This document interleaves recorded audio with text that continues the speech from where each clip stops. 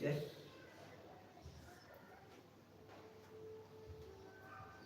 नमस्ते बच्चों। बच्चों आज हमारी फर्स्ट लाइव क्लास है, ठीक है। हमने first demo live class basically रखी है ये जानने के लिए कि एक्चुअल में लाइव जाएंगे तो हम किस तरीके से चीज़ों को एडजस्ट करेंगे, ठीक है। तो ये बेसिकली एक डेमो लाइव क्लास होगी, ठीक है, जिसमें अगर हम देखें तो हम जो एक्चुअल लाइव जाएंगे वो हम नेक्स्ट वीक जाएंगे। नेक्स्ट वीक के संडे में हम कोशिश करेंगे पूरी पूरी लाइव क्लासेस देने की, जो कि 1 घंटे या 1.5 घंटे की हो सकती है, ठीक है। तो बेसिकली अगर हम बात करें तो उसमें मैंने एक कम्युनिटी पोस्ट डाला था जिसमें मैंने एक क्वेश्चन किया था आप सभी से कि हमें कौन से लाइव क्लासेस में हमें कौन से चीज़ों को पहले देना चाहिए, प्रायोरिटी देनी चाहिए। तो इसके लिए मैंने ऑप्शंस में रखे थे पीवाईपी यानी 3 इयर्स के पीवाईपी यानी प्रीवियस ईयर क्वेश्चंस, ठीक है, क्वेश्चन पेपर्स के लिए। और आपका सेकेंडरी हमने इंपॉर्टेंट डेरिवेशंस रखी थी।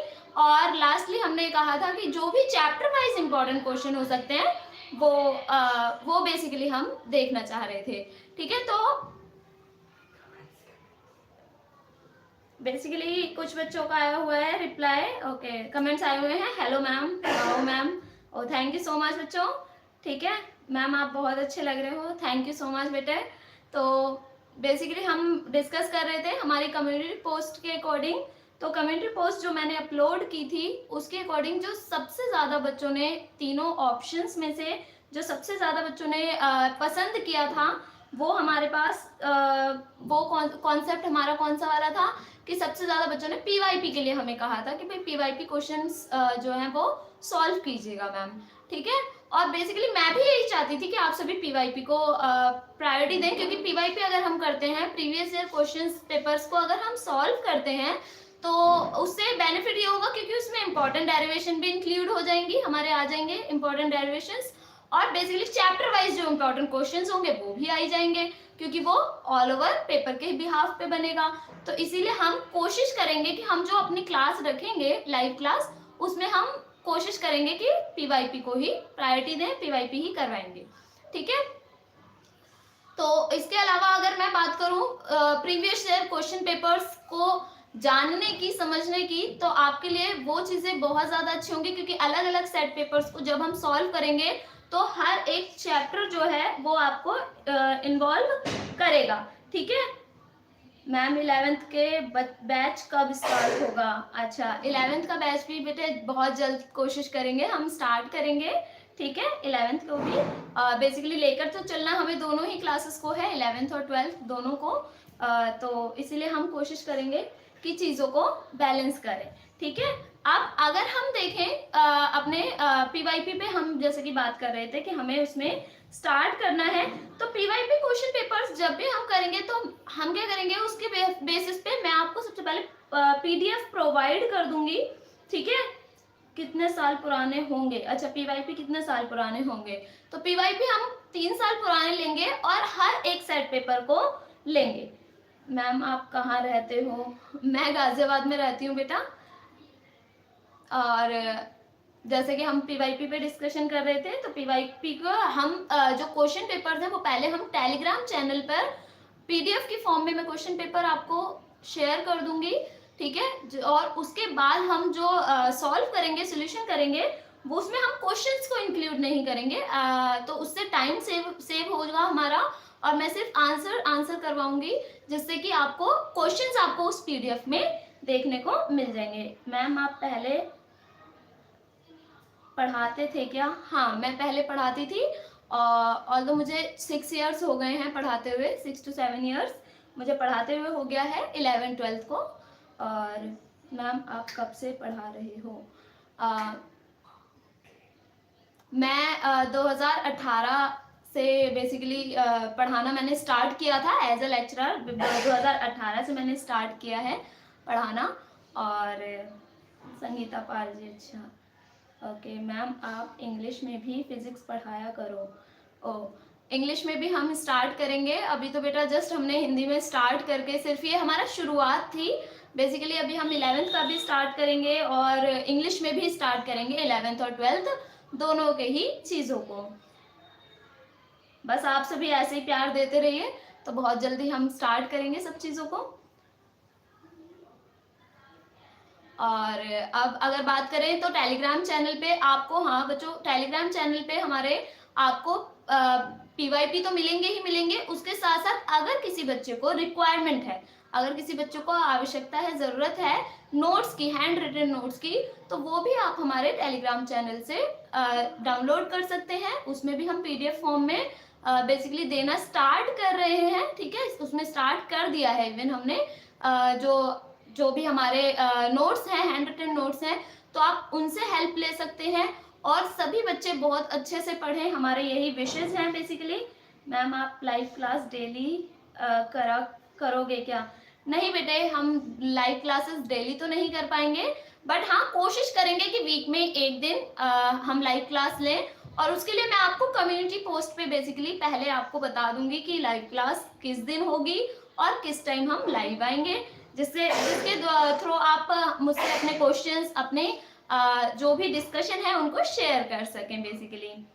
संगीता पाल जी, आप सैम्पल पेपर भी प्रोवाइड करा देना एग्जाम टाइम में। ओके, हाँ सैम्पल पेपर्स प्रोवाइड करवाने के लिए कहा जा रहा है। हाँ कोशिश करेंगे पूरी सैम्पल पेपर्स भी आपको प्रोवाइड करेंगे, जिससे कि आपको बहुत अच्छे से सारी चीज़ें आप तैयारी कर सकें, बहुत अच्छे से चीज़ों को कवर कर सकें। मैम लॉन्ग लेक्चर डेली लिया करो। अच्छा, लॉन्ग लेक्चर्स डेली लिया करो। हाँ बेटे, मैं कोशिश पूरी करती हूँ, लेकिन एज पॉसिबल एज मेरे पास जैसे समय होता है मैं उसी के आधार पर ही ले पाती हूँ लॉन्ग लेक्चर्स।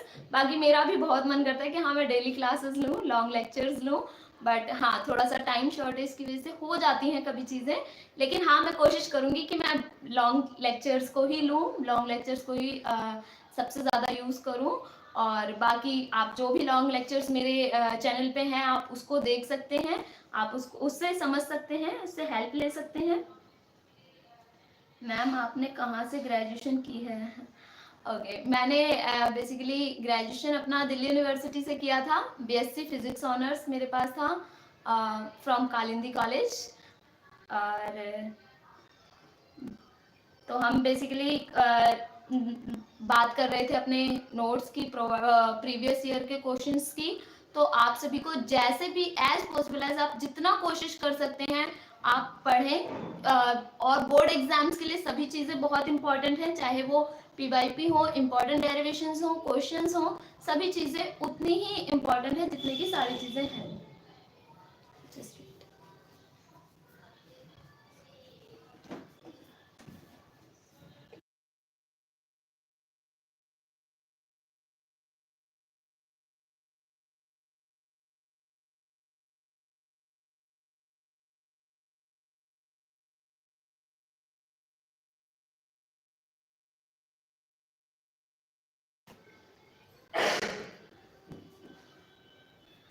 तो नेक्स्ट क्वेश्चन हमारे पास आया है लकी मोहर। अच्छा मैम, फिजिक्स का पेपर कैसे अटेम्प्ट करें, थोड़ा रफली बता दीजिए। तो बेटा अब तक जो यूपी बोर्ड का फिजिक्स का एग्जाम पेपर बनता है उसके अकॉर्डिंग हमारे पास 70 नंबर का पेपर बनता है, ठीक है। 30 नंबर का हमारे पास प्रैक्टिकल होते हैं, बल्कि 70 नंबर का हमारा थ्योरेटिकल पेपर होता है। तो जो थ्योरेटिकल बोर्ड एग्जाम है उसको सॉल्व किस तरीके से करोगे, वो सबसे पहले हमारे पास 5 खंडों में, अर्थात हमारे पास 5 सेक्शंस में डिस्ट्रीब्यूट होता है, 5 सेक्शन में आता है। तो पहले सेक्शन में जो है वो हमारे पास एमसीक्यू आते हैं, ठीक है, जिसमें 6 क्वेश्चन एमसीक्यूज के होंगे, ठीक है। उनको आपको टाइम टेकन प्रोसेस नहीं होता क्योंकि उसमें 4 ऑप्शन है, आपको क्वेश्चन रीड करना है, और इफ अगर न्यूमेरिकल देते हैं तो बहुत ही छोटे, बहुत ही सिंपल वैल्यू को आपको, सिंपली इस वैल्यू को आपको फॉर्मूले में पुट करके इजीली निकालना होता है, ठीक है। फिर खंड बा कह सकते हैं, या फिर आप सिंपल कह सकते हैं सेक्शन बी, ठीक है। तो सेक्शन बी के अंदर जो है वो हमारे अति लघु कहा जा सकता है, या वेरी शॉर्ट क्वेश्चंस होते हैं। वेरी शॉर्ट क्वेश्चंस को आपको बहुत ज्यादा बड़ा नहीं लिखना। कुछ बच्चे होते हैं कि थोड़ा सा भी एक छोटा सा क्वेश्चन आया उसमें भी आप बहुत सारा कुछ लिखना स्टार्ट कर देते हैं उसमें, तो हमें उसमें भी बहुत ही लिमिटेड लिखना है, बहुत ही कम लिखना है, ठीक है। जैसे अगर विद्युत प्रतिरोध आया है तो आपको सिर्फ विद्युत प्रतिरोध के बारे में लिखना, उसकी डेफिनेशन लिखनी है, परिभाषा लिखनी है, ठीक है। कुछ बच्चे ऐसे विद्युत प्रतिरोध आया ओम का नियम भी लिख रहे हैं, तो उतना लंबा हमें नहीं लेना, क्योंकि 1 नंबर का क्वेश्चन आता है। खंड ब के जो क्वेश्चन होते हैं 6 क्वेश्चन होते हैं और 1 नंबर के होते हैं, तो उनमें हमें बहुत अधिक नहीं लिखना होता, 2 से 3 लाइन के 3 लाइन में उसको फिनिश करना होता है। ठीक है, फिर हमारे पास खंड स से क्वेश्चन बनता है। खंड स के से केवल 4 क्वेश्चंस होते हैं, 2 नंबर का 1 क्वेश्चन होता है। ठीक है, यानी टोटल वो 8 नंबर कंटेन करता है जो खंड स है। ठीक है, उसमें हमारे पास छोटे क्वेश्चंस तो आते हैं, लेकिन वो उतने छोटे नहीं होते कि उनको आप 2 से 3 लाइन में बाइंड अप कर सको, 2 से 3 लाइन में खत्म कर सको। ठीक है, उसमें हो सकता है एक छोटा सा न्यूमेरिकल्स आ जाए। ठीक है, छोटा न्यूमेरिकल आ जाए, थोड़ा कम कैलकुलेटिव न्यूमेरिकल आ जाए। ठीक है, या फिर डेफिनेशन के साथ साथ वो मात्रक और वीमा को भी इंक्लूड कर दे। ठीक है, तो इसीलिए उस प्रकार के क्वेश्चंस को उसी हिसाब से हैंडल करना है। अगर आपको परिभाषा और मात्रक और वीमा पूछा है तो भी आप केवल उतना ही जितना हमें रिक्वायरमेंट है हम उतना ही लिखेंगे। ठीक है, ज्यादा पेज भरने के उसमें कोशिश में नहीं रहना। ठीक है, लिमिटेड लिखना है, अच्छा लिखना है। ठीक है, नेक्स्ट आपका खंड द होता है। ठीक है, आपका जो कि सेक्शन 4 होता है हमारा, यानी सेक्शन आपका डी होता है। ये सबसे बड़ा सेक्शन होता है हमारे जो क्वेश्चन पेपर का, सबसे बड़ा सेक्शन यही होता है, सेक्शन डी। ठीक है, जिसमें हमारे पास 10 क्वेश्चंस आते हैं और इन 10 क्वेश्चन में हमारे पास मोस्ट इंपॉर्टेंट डेरिवेशंस भी इसी में ही आ जाती हैं, न्यूमेरिकल्स भी आते हैं, थ्योरेटिकल क्वेश्चन जो अच्छे होंगे लाइक ट्रांसफार्मर से भी आ सकता है या कोई भी अनदर क्वेश्चन इवन आ सकता है। ठीक है, तो इसमें आते हैं वो खंड द में आते हैं, जिसमें आपको एक लिमिटेड कॉन्सेप्ट पे, मतलब जितना एक लिमिटेड हो सकता है, 3 से 3.5 पेज की डेरिवेशन भी हो सकती है, गॉस के अनुप्रयोग भी इसी के अंदर आ सकते हैं आपके पास। ठीक है, मतलब और भी बहुत सारी चीजें आपके पास आ सकती है, दिष्टकारी आ सकता है इसमें सेकंड बुक से। तो बेसिकली और लाइव के जितने भी हमारी डेरिवेशन है वो भी इसी के अंदर आने के पूरे चांसेस होते हैं। दैट मीन्स ये सबसे बड़ा हमारा जो कह सकते हैं खंड होता है और इसी में ही सबसे अधिक समय लगता है। ठीक है, बाकी का जो टाइम है, बाकी के जो क्वेश्चंस मैंने बताए उनको आप कोशिश करेंगे within 30 minutes to 45 minutes में कवर अप करने के लिए। ठीक है, सेपरेटली ये वाला सेक्शन आपको सबसे ज्यादा टाइम लेना है इस वाले सेक्शन के साथ। ठीक है, नेक्स्ट आपका अगर हम बात करें तो नेक्स्ट आपका हमारा होता है खंड य, जिसको हम कह सकते हैं आपका सेक्शन ई। ठीक है, यानी लास्ट सेक्शन होता है, इसमें 5 मार्क्स का एक क्वेश्चन होगा और 4 क्वेश्चन अटेम्प्ट होंगे। दैट मीन्स ये हमारा पूरा 20 नंबर को कंटेन करता है, यानी इसमें 20 नंबर हमें मिलते हैं। इससे पहले जो मैं खंड द की बात कर रही थी, 10 क्वेश्चन जिसमें आए थे, उसमें 3 नंबर का एक क्वेश्चन होता है। ठीक है, तो 3 नंबर का एक क्वेश्चन इन द सेंस आपको 30 नंबर वहां से मिलेंगे। तो यहाँ पर हमारे पास 5 नंबर का एक क्वेश्चन और 4 हमारे पास क्वेश्चंस होते हैं। ठीक है, और इन 4 क्वेश्चंस में मोस्ट ऑफ द क्वेश्चंस में क्या होगा, आपको ऑल्टरनेट दिया जाएगा। इसका अर्थ है कि आपको 2 प्रश्न दिए जाएंगे और बीच में अथवा या लिखा हुआ, तो आपको दोनों में से कोई एक अटेम्प्ट करना है। अब ये जो है ये हमारे लॉन्ग क्वेश्चन के अंदर आता है। इसमें हमारे पास डेरिवेशन भी हो सकती है, डेरिवेशन के साथ उसी जो भी डेरिवेशन में आप फॉर्मूला निकालेंगे, निगमन जिस फॉर्मूले का करेंगे, व्यंजक निकालेंगे, उस पर बेस्ड छोटा न्यूमेरिकल भी हो सकता है। ठीक है, तो ये इस तरीके से डिफाइन होता है। इस वाले सेक्शन में लॉन्ग क्वेश्चन है, तो इसमें हम पूरा 1 घंटा इजिली दे सकते हैं एग्जाम पेपर करते टाइम। ठीक है, तो 1 घंटा पूरा इस कॉन्सेप्ट को आप देंगे। ठीक है, तो आपके 4 क्वेश्चंस में अगर 1 घंटे को डिस्ट्रीब्यूट करें, 15 मिनट ईच क्वेश्चन बैठता है, तो वो एक्चुअल 15 मिनट नहीं हो सकता, कोई 17 मिनट भी ले ले, कोई 12 मिनट में ही फिनिश हो जाए क्वेश्चन आपका। ठीक है, इस तरीके से हम टाइम को बैलेंस करते हुए या टाइम को मैनेज करते हुए पेपर करेंगे, तो आपका पेपर इजिली टाइम में हो जाएगा। मैम फिजिक्स, मैम आप बहुत अच्छा पढ़ाते हो, थैंक यू सो मच बेटे। मैम फिजिक्स के लिए मैथ्स आना जरूरी है क्या?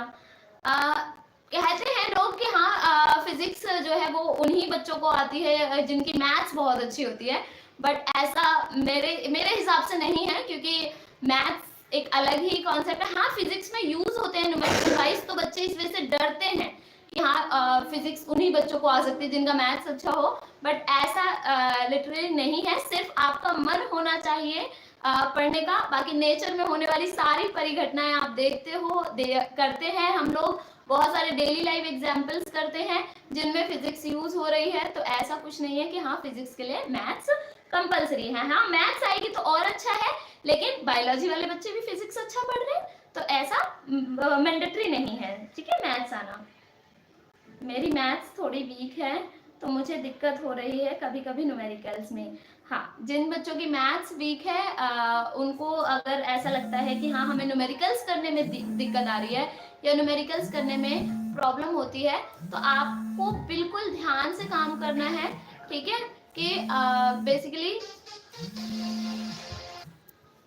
न्यूमेरिकल करते टाइम हमें सबसे पहले जो ध्यान रखने वाली चीजें हैं, ठीक है, वो क्या है, आप बच्चे क्या करते हो कि आप ध्यान नहीं देते। सबसे पहले आपका क्या है, आप ध्यान नहीं दे पाते, ठीक है, ध्यान नहीं दे पाते इन द सेंस कि आपको ये लगता है कि एक बार क्वेश्चन पढ़ा, समझ में आ गया, तुरंत हमने उसमें गिवन जो भी चीजें दिए हैं वो हमें समझ में आ जाएंगी और हमें तुरंत फॉर्मूला भी समझ में आ जाएगा। बट एक्चुअल में कभी ऐसा होता है और कभी कभी ऐसा नहीं भी होता, ठीक है, तो इसीलिए इतना ज्यादा परेशान होने की जरूरत नहीं होती जब न्यूमेरिकल करते हैं। हमें वन टाइम पे डिपेंड नहीं रहना, अगर एक बार न्यूमेरिकल पढ़ के समझ में नहीं आया हम दोबारा पढ़ेंगे, क्योंकि अगर आप न्यूमेरिकल को बार बार पढ़ोगे, 2 से 3 बार पढ़ोगे, तो आपको एक्चुअल में समझ में आएगा। सबसे पहले हमें जानना होता है हमें दिया क्या है, ठीक है, जब हमें ये क्लियरिफिकेशन हो जाएगा कि न्यूमेरिकल हमें गिवन क्या क्या कर रहा है, उसके बाद क्या चीज वो फाइंड आउट करवा रहा है, यानी क्या चीज वो निकालने की कह रहा है, तो जैसे ही हमें ये समझ में आएगा कि हाँ ये निकालने के लिए ये कहा जा रहा है और मुझे जो भी चीजें निकालने के लिए कही जा रही हैं क्या उसके कितने फॉर्मूले मुझे याद हैं, क्योंकि फिजिक्स में ऐसा होता है कि एक ही कॉन्सेप्ट के एक से अधिक फॉर्मूले भी होते हैं, ठीक है, तो जैसे विद्युत क्षेत्र की तीव्रता का ही अगर हम एग्जांपल लें तो F बराबर आपका E बराबर F अपॉन में Q नॉट भी होता है, ठीक है, और हमारे पास E बराबर 1/4 pi epsilon not Q upon में R स्क्वायर भी होता है, दोनों ही फॉर्मूले विद्युत क्षेत्र के हैं। तो हमें पहले ध्यान रखना है कि हमें कौन से फॉर्मूले हमारे जो भी हमें पूछा गया उसके हैं, फिर उसके बाद हमें ये चेक करना होता है कि हमें जो दिया हुआ है उसमें कौन सा फॉर्मूला इसमें फिट हो रहा है, ठीक है, जब आप शुरुआत में आपको ये प्रॉब्लम फेस करनी पड़ेंगी, धीरे धीरे आपको खुद ही समझ में आ जाएंगी चीजें, तो शुरुआत में प्रैक्टिस, और प्रैक्टिस को करते समय आपको न्यूमेरिकल को 1 से 2 बार डेफिनेटली पढ़ना है, समझना है उसको, और उसके बाद ही सॉल्व करना है, तो आपको ये सारी चीजें सॉर्ट आउट हो जाएंगी। मैम कितने नंबर लाने पर डीयू में फिजिक्स से बीएससी हो पाएगी? बेटा अब तो सीयूईटी यूज हो रहा है, तो सीयूईटी का एग्जाम जो होता है उसे आप कीजिए, उसकी तैयारी कीजिए और उसको क्रैक कीजिए उस कॉम्पिटिटिव एग्जाम को, और आपका सिलेक्शन हो जाएगा। ऑल द बेस्ट, अच्छे से करो आप, डेफिनेटली आपका सिलेक्शन होगा। मैम 11th में कौन सा टॉपिक इम्पोर्टेंट है? 11th में तो अगर हम देखें बेटे तो 11th क्लास में तो बहुत सारे लॉट्स ऑफ टॉपिक्स हैं, ठीक है, 11th बेसिकली न्यूटन्स पे सबसे ज़्यादा बेस्ड ऑन न्यूटन्स लॉ पे है, तो न्यूटन्स लॉ तो इम्पोर्टेंट है ही, उसके अलावा भी बहुत सारी चीज़ें हैं, जैसे आपका प्रोजेक्टाइल मोशन हो गया, ठीक है, प्रक्षेप्य हो गया, ग्रेविटेशनल फोर्स हो गया, तो बहुत सारी चीज़ें हैं, सैटेलाइट्स हो गए, और आपका इलास्टिसिटी यानी आपका प्रत्यास्था हो गया, ठोसों के गुण हो गए जो प्रत्यास्था के अंदर ही आते हैं, द्रवों के गुण, ठीक है, और गैसों के अणुगति मॉडल भी है उसके अंदर, तो बहुत सारी चीजें हैं 11th में भी इम्पोर्टेंट। लेकिन 11th में अगर हम इम्पोर्टेंट की बात करें तो वो हमारे होम एग्जामिनेशंस होते हैं, तो वहाँ पर सारी चीज़ें स्कूल में जो भी टीचर आपको पढ़ा रहे हैं उनके आधार पर होती हैं, लेकिन हाँ वैसे बेसिकली 11th का जो सिलेबस है, जो भी चीज़ें हैं, उसमें लॉट्स ऑफ अच्छे क्वेश्चंस बनाए जा सकते हैं। मैम लाइव क्लास कब लिया करोगे? बेटा लाइव क्लास हम संडे में लेने की कोशिश करेंगे।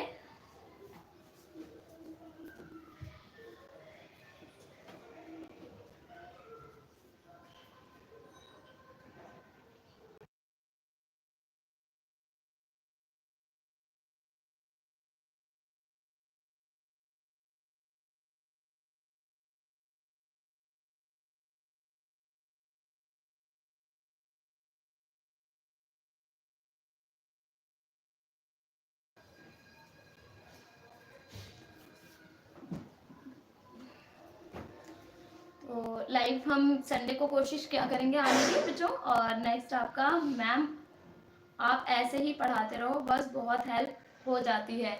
अच्छा ठीक है, थैंक यू सो मच बेटे।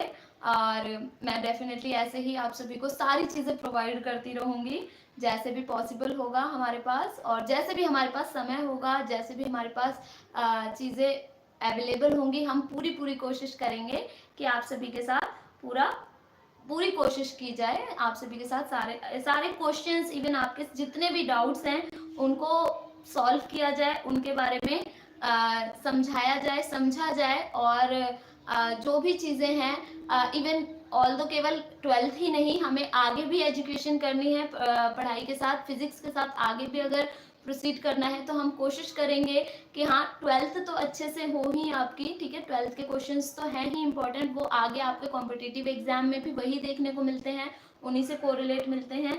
तो बेसिकली हमारा बेसिक क्लियर होना बहुत ज़रूरी होता है किसी भी सब्जेक्ट का, इवन मैं फिजिक्स ही नहीं कहूँगी, किसी भी सब्जेक्ट का बेस क्लियर होना बहुत इंपॉर्टेंट है। तो वो धीरे धीरे आपको चीज़ें जैसे भी मेरे से एज पॉसिबल एज हो पाएंगी, मैं कोशिश करूँगी आपको अच्छे से अच्छी चीज़ों को प्रोवाइड करने की, ठीक है। और आप को आज बेसिकली हम आज इतना ही रखते हैं, ठीक है। और आप सभी हमारे टेलीग्राम चैनल से जुड़िए, ठीक है। वहाँ पे जो भी नोट्स हमने प्रोवाइड कर रखे हैं उनको आप देखिए, उनको आप समझिए, उनको आप प्रैक्टिस कीजिए उनकी, ठीक है। और सारे टॉपिक्स जो हैं वो बहुत अच्छे हैं बेसिकली, चाहे 11th के हो चाहे 12th के हो, हम कोशिश करेंगे जल्द से जल्द चीज़ों को बैलेंस करने की, धीरे धीरे सारी चीज़ों को आगे बढ़ाने की, ठीक है। तो आप सभी टेलीग्राम चैनल से जुड़िए, और नेक्स्ट डेमो क्लास जब भी होगी मैं कम्युनिटी पोस्ट अपलोड करूँगी, ठीक है। आप उसमें देखिएगा कम्युनिटी पोस्ट पे, और इसके साथ साथ आप डेली जो भी लेक्चर्स मैं आपको देती हूँ चैनल पे, उसको आप देखते रहिए, ठीक है। उसको आप अच्छे से समझिए, देखिए, और मेरी विशेष हैं कि सभी बच्चे बहुत अच्छे से पढ़ें और बहुत अच्छे से बहुत कुछ अपना जीवन में अचीव करें, ठीक है। जैसे भी पॉसिबल हो हम आपके साथ कोशिश करेंगे, ठीक है ma'am. Big fan, thank you so much बेटे।